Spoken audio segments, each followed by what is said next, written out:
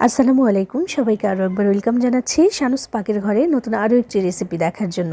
আজকে আমি তৈরি করে দেখাবো মাত্র একটি ডিম আর সুজি দিয়ে তৈরি অসম্ভব মজার নরম তুলতুলে ভাজা কেক। সুজি দেওয়ার কারণে এটা অনেক দানাদারও হবে এবং দেখতে যেমন সুন্দর, খেতেও কিন্তু অনেক বেশি মজাদার আর চায়ের সাথে খাওয়ার জন্য পারফেক্ট একটা নাস্তা। তো চলুন আজকে এটা কীভাবে তৈরি করেছি দেখে নেওয়া যাক। আর আপনি আমার ভিডিওতে একটা লাইক করে চ্যানেলটি সাবস্ক্রাইব করে পাশেই থাকবেন আশা করছি। বিসমিল্লাহির রহমানির রহিম। প্রথমেই আমি একটা মিক্সিং বোলে নিয়ে নিচ্ছি মেজারমেন্ট কাপের আধা কাপ পরিমাণে সুজি আর আধা কাপ পরিমাণে নিচ্ছি এখানে ময়দা। আমি যে বাটিটা ব্যবহার করছি ছোট্ট, এটার মধ্যে কিন্তু মেজারমেন্ট কাপের আধা কাপই ধরে।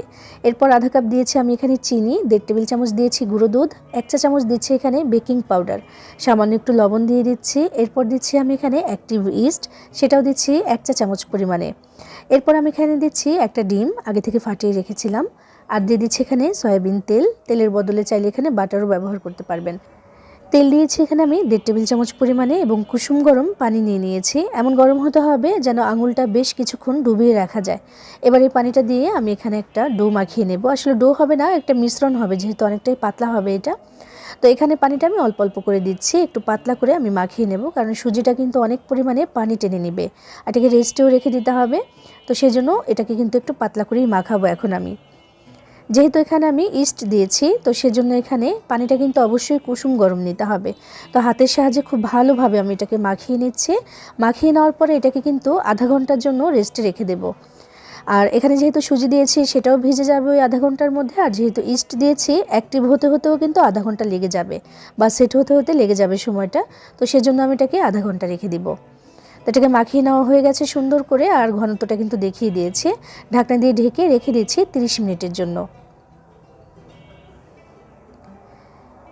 30 মিনিটে কিন্তু এটা বেশ খানিকটা অ্যাক্টিভ হয়ে গেছে, অনেকটাই ফুলেছে, দেখেন বেশ খানিকটা ফুলেছে কিন্তু মাশাআল্লাহ। তো ঢাকনাটাকে তুলে নিয়েছি আমি এবার এটাকে আরও একবার ভালো করে মাখিয়ে নেব। এই যে দেখেন সুন্দরভাবে কিন্তু অ্যাক্টিভ হয়ে গেছে, আর ঘনত্বটা দেখেন আগের তুলনায় কেমন হয়েছে, এখন অনেকটাই কিন্তু ঘন হয়ে গেছে আগের চেয়ে। আর আগে তো দেখিয়ে দিয়েছিলাম আমি যে কতটুকু পাতলা। ওই যে সুজি দিয়েছি ওইটা কিন্তু পানি টেনে নেবে অনেকটা, আর ভেজে কিন্তু ফুলেও যাবে। ঠিক এমন একদম সুন্দরভাবে কিন্তু ভেজে গেছে এটা। এবার ভালো করে আরও একবার সুন্দর করে হাত দিয়ে মাখিয়ে নিলাম। এই যে দেখেন, এবার আমি সরাসরি ভাজার জন্য চলে যাব এটাকে। আর চুলায় কিন্তু আমি তেল গরম হতে দিয়েছিলাম।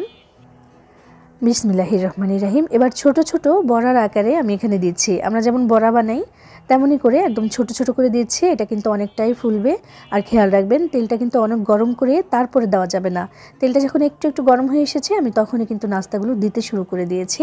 চুলার আঁচটা এখন মিডিয়ামে আছে, তবে মনে হচ্ছে কমিয়ে দিতে হবে, কারণ ইস্ট দিয়ে যে কোনো ধরনের নাস্তা হোক, বান হোক, যে কোনো কিছুই হোক যদি ভাজেন সেটা কিন্তু তাড়াতাড়ি ভাজা হয়ে যায়, কালারটা তাড়াতাড়ি চলে আসে উপর থেকে, ভেতর থেকে যেন কাঁচা রয়ে না যায়, সেজন্যই কিন্তু চুলাটা কমিয়ে রাখতে হবে।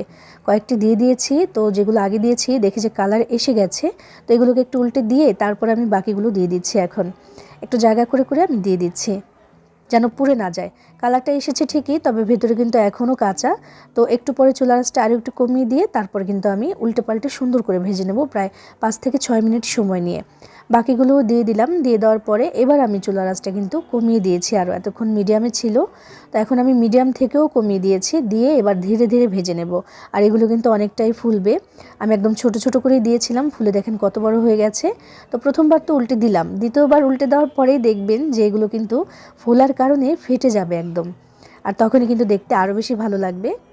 আমরা যে কাপকেকগুলো বানাই না ছোট ছোট, সেগুলোও কিন্তু বানানোর পরে এমনই উপরের দিকটা ফেটে যায়, আর দেখতে মাশাআল্লাহ এমনই সুন্দর লাগে। তো আমার আজকের এই ভাজা কেকগুলোও কিন্তু একইভাবে ফেটে গেছে, একদম ফুলার কারণে ফেটে গেছে। খেয়াল রাখবেন চুলার আঁচটা যেন বাড়িয়ে দেওয়া না হয়, তাহলে কিন্তু ভেতরের দিকটা কাঁচা রয়ে যাবে, উপরের দিকটা কালারটা ঠিকই চলে আসবে। যেহেতু ইস্ট দিয়েছি তাই কালারটা একটু আগেই চলে আসে, আর সুজিও আছে, তো এই জন্য কিন্তু চুলাটা একটু কমিয়ে রেখে ভাজতে হবে। মাশাআল্লাহ সুন্দর করে ভাজা হয়ে গেছে, প্রত্যেকটা কেকই কিন্তু একদম ফেটে গেছে উপর দিক থেকে, এই জন্য আরও বেশি ভালো লাগছে দেখতে। এবার আমি তেল থেকে ছেঁকে এগুলোকে তুলে নিচ্ছি, আর বাকি যেগুলো আছে সেগুলো এখন ভেজে নেব। মাত্র আধা কাপ পরিমাণে দিয়েছি আমি সুজি, আর আধা কাপ দিয়েছিলাম ময়দা। সেটা দিয়ে যে এতগুলো কেক হবে আসলে যদি নিজের হাতে না বানান তাহলে বুঝতে পারবেন না। দেখেন মাশাআল্লাহ কতগুলো হয়েছে এখানে, আর একদম নরম তুলতুলে হয়েছে। আর যেহেতু সুজি আছে তাই একেবারেই কিন্তু দানাদার হয়েছে ভেতরের দিকটা, খুবই সুন্দর এই ভাজা কেকটা চাইলে আপনিও কিন্তু ঝটপট করে বানিয়ে নিতে পারেন। সন্ধেবেলা নাস্তা হিসেবে খাওয়ার জন্য ভীষণ মজার, বাচ্চারাও পছন্দ করবে। বানিয়ে খেয়ে দেখবেন, ভালো লাগবে ইনশাআল্লাহ। সবাই ভালো থাকবেন, সবার জন্য সবাই দোয়া করবেন। আল্লাহ হাফেজ।